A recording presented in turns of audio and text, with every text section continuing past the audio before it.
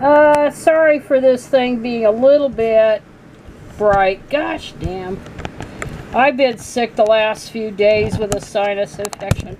Last Saturday I went and took a trip down. Well, it wasn't a trip.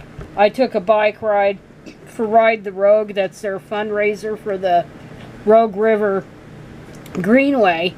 And it was the first year since 2019, thanks to COVID, that they've held the event. And I've got a much newer bike. It's now 3 years old. And it's a different route, which was flatter and not that awful route to Weimar. Although it's nice to go under the covered bridge at Weimar.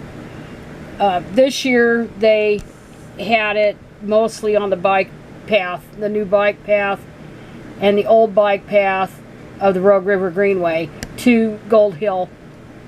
So even though I was doing that, you know, and it's pretty impressive, 20 miles, and for a 67-year-old with a nasty sinus infection. But I did get really, really sick. I'm home today from work. I was home yesterday from work.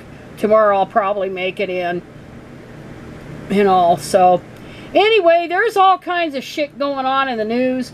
And Karen Davis, I haven't watched her vid about the Kayla Lemieux protests.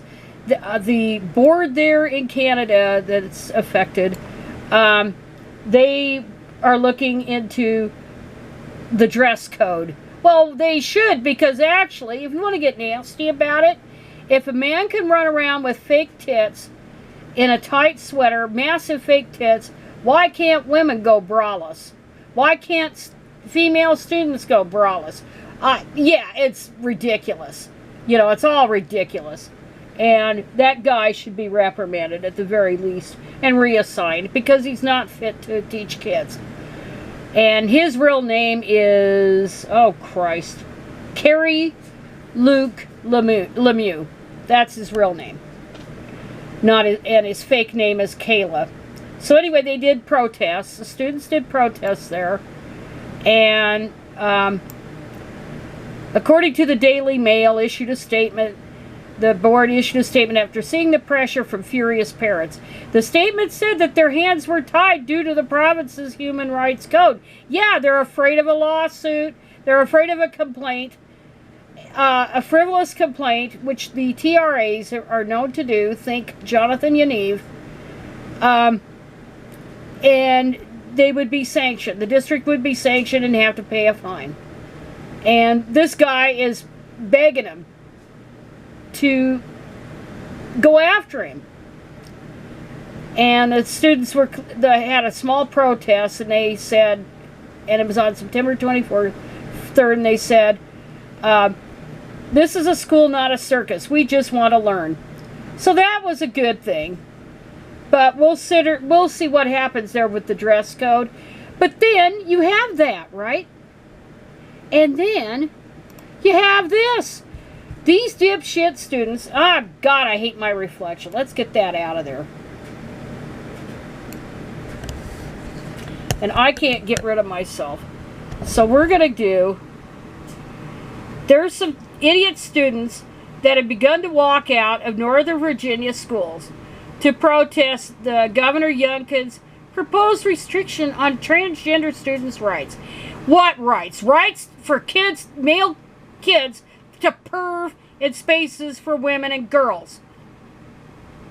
It's pervert training.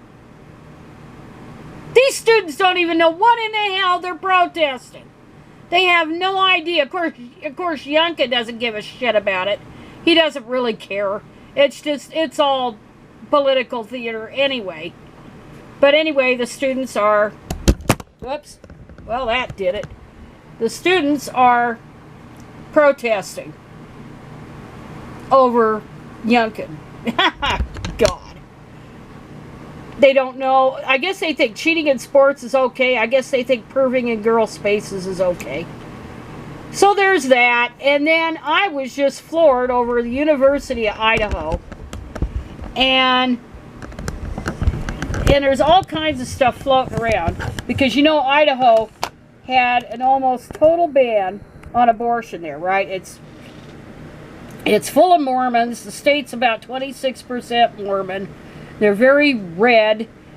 And I also had talked about several weeks ago about Planned Parenthood putting an office or a clinic right on the border in Ontario, Oregon. And there was some protests over that, but it didn't stop anything. But the University of Idaho, which is in Boise, I believe, they've decided they're not going to offer reproductive health services. Because they're afraid. They're afraid of this abortion ban. And not only that, but it said, it was shared by the Idaho Press, so that's in Nampa, I believe. It said, because the law is unclear on birth control and the prevention of conception, the university advised staff against providing contraception pills and condoms for the purpose of contraception. Staff are allowed to provide condoms for the purpose of preventing sexually transmitted diseases. Makes no sense. Since violation is considered a felony, we are advising a conservative approach here. They're trying to squelch free speech, too. While university staff do not provide abortions, employees were also warned against providing them or referring them. Staff should also not offer reproductive health counseling services, and any political activities related to abortion must be carried out without any university resources or affiliation. This is so chicken shit. Totally chicken shit. And it says here, staff could face felony convictions and lose their state employment for any violations, according to the university, which cited in the memo a 2021 law known as the No Public Funds for Abortion Act. That law prevents state officials and employees from counseling in favor of abortions, but it's okay to counsel against it. Free speech does not apply. So Idaho has continued to make itself a laughingstock in the United States. So anyway, that is all I have to say for today on today's outrages. I'm going to go ahead and go to bed.